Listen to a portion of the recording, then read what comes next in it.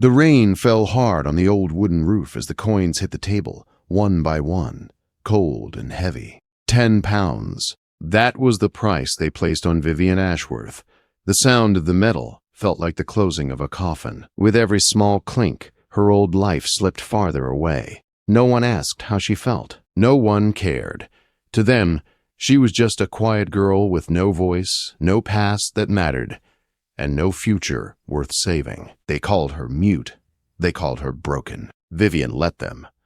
Silence had become her shield, the only thing the world could not take from her. For 3 long years she had lived in Mr. Horace Petton's dark house in London, where cruelty was as common as dust on the floor. And his nephew Seal was worse, with eyes that followed her and hands that never stayed where they should.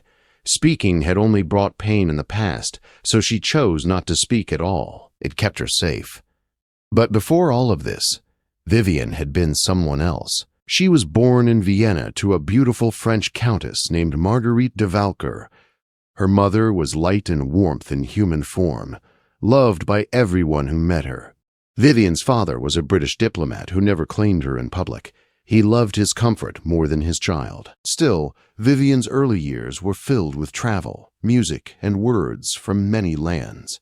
She learned French from her mother, German from the salons of Austria, Italian from servants who adored her, and Russian from a strict tutor. Later came Spanish, Latin, and Greek. By the time she was 12, she could understand almost anyone in any room.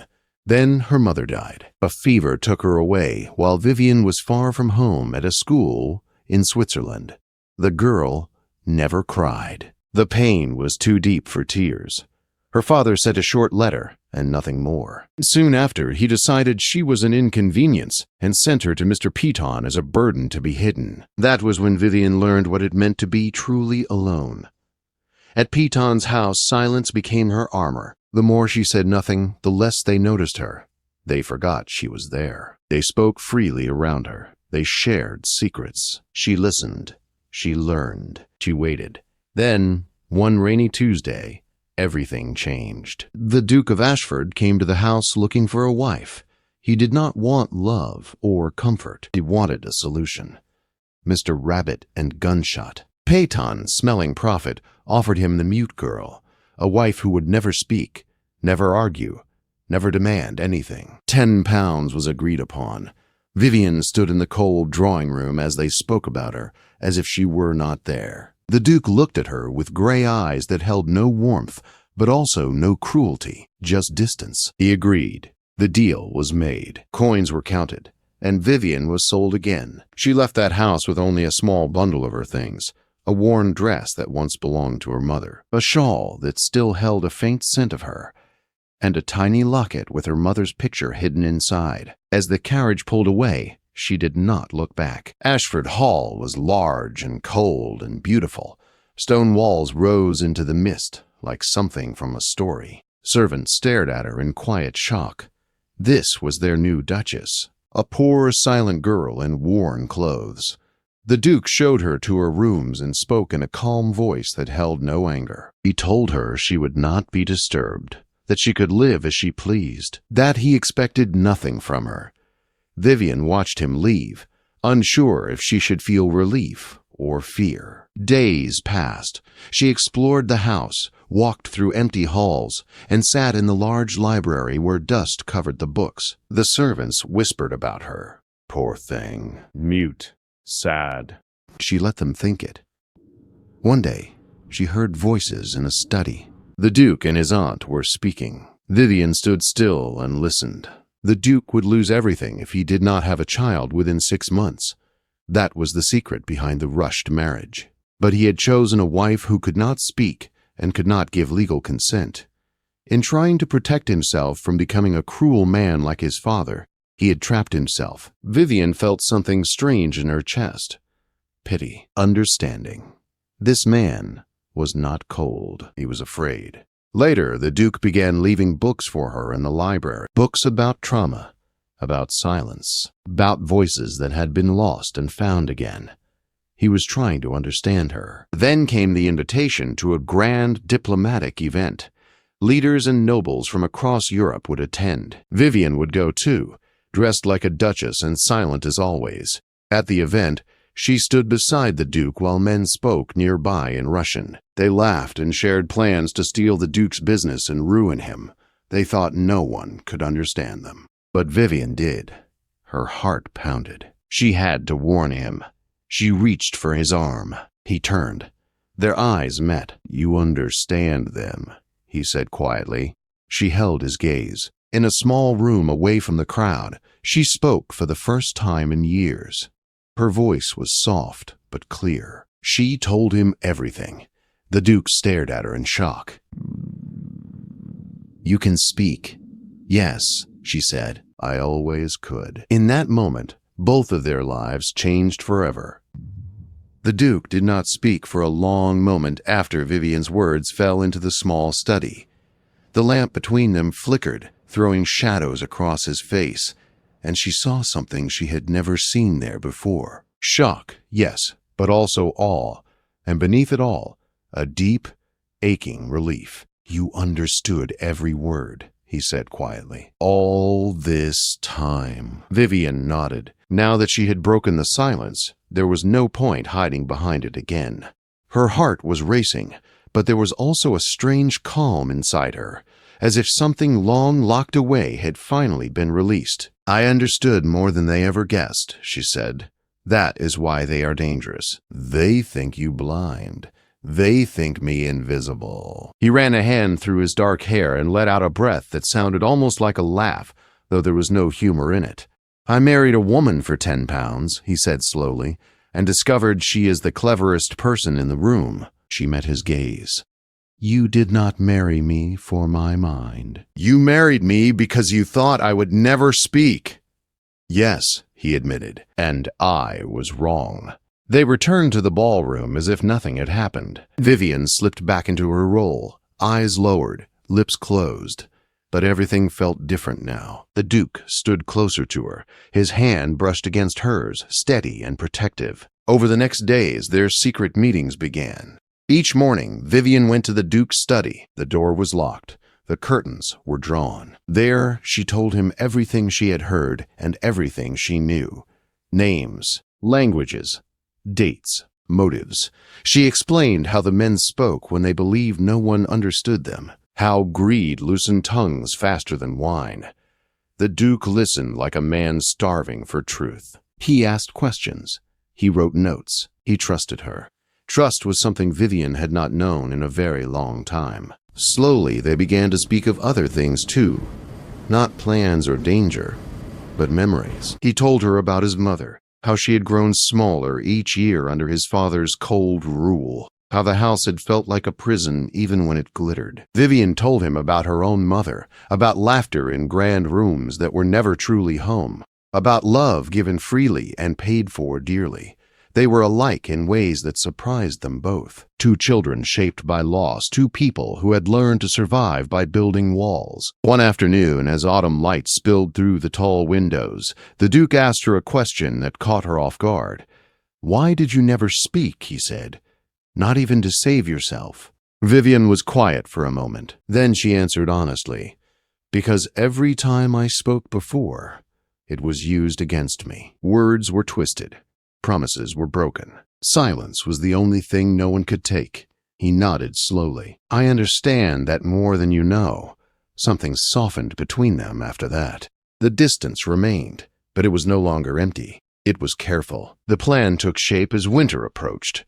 The Duke would host a grand gathering at Ashford Hall. The very men plotting against him would attend, certain they had already won.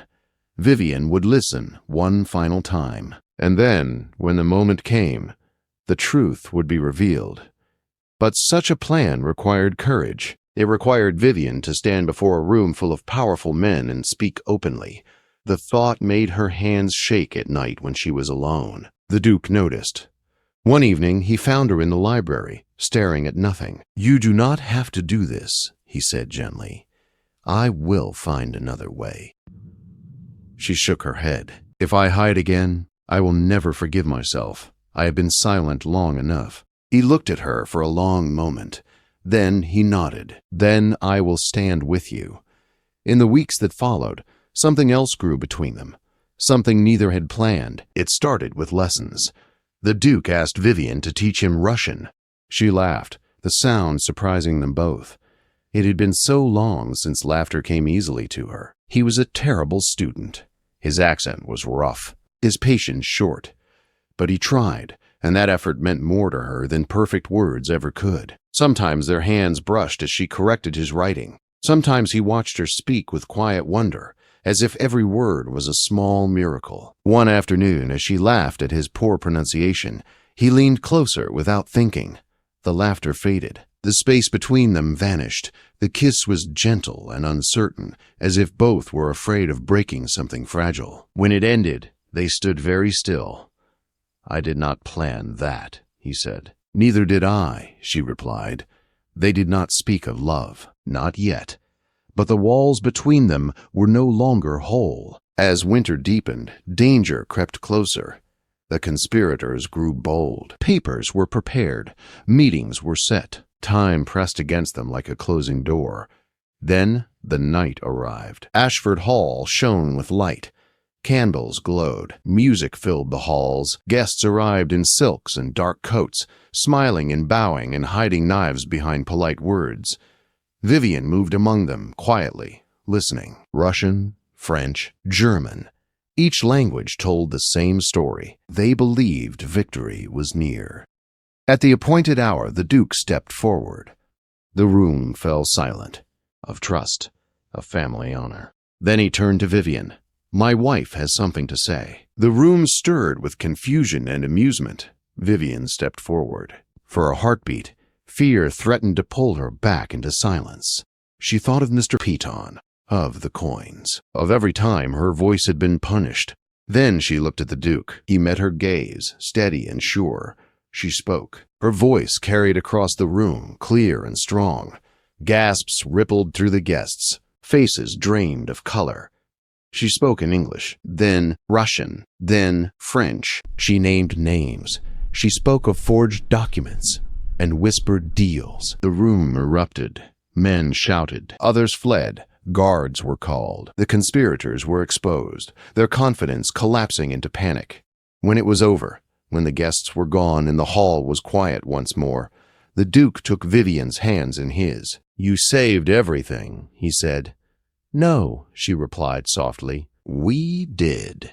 That night, they stood together at a window, watching the snow fall over the dark grounds. For the first time, Vivian did not feel like a purchased thing or a silent shadow. She felt seen, and somewhere deep inside, hope began to take root. The days after the reception moved like a dream. Vivian half believed she might wake from it any moment. Ashford Hall, once so quiet and distant, buzzed with voices and footsteps. Officials came and went. Papers were signed. Men who had once smiled politely were led away with their heads lowered. The danger that had hovered over the Duke like a dark cloud finally broke apart. Through it all, Vivian stayed close to Sebastian, not as a silent figure beside him, but as his equal. He asked her opinion. He trusted her judgment, and each time he did, something healed inside her that she had not known was still broken. The world outside Ashford changed how it looked at her almost overnight. Whispers spread through London society. The mute Duchess was not mute at all. She was brilliant, dangerous, unusual. Some said she was a spy. Others claimed she had been trained in secret courts across Europe. Vivian let them talk. She had spent too many years being invisible to worry now about being misunderstood. Inside the house, changes were quieter but deeper. The servants no longer avoided her eyes. They bowed with real respect. Some looked at her with awe, others with fear, but none with pity. Lady Constance, stiff and sharp as ever, began asking Vivian to sit with her in the afternoons. Their conversations were careful at first, then thoughtful. Respect grew where suspicion had once lived. "You surprised us all," Lady Constance said one evening. "Including me." Vivian smiled gently. "I have learned that people often do." Sebastian changed too. The man who once hid behind distance and silence now laughed more easily. He spoke openly. He no longer rode alone at dawn to escape his thoughts. Instead, he walked with Vivian through the gardens. Even in the cold, his hand wrapped around hers as if he feared letting go. One evening, weeks after the scandal ended, they sat before the fire in the library. The room smelled of old books and burning wood, a scent that had come to mean safety to Vivian.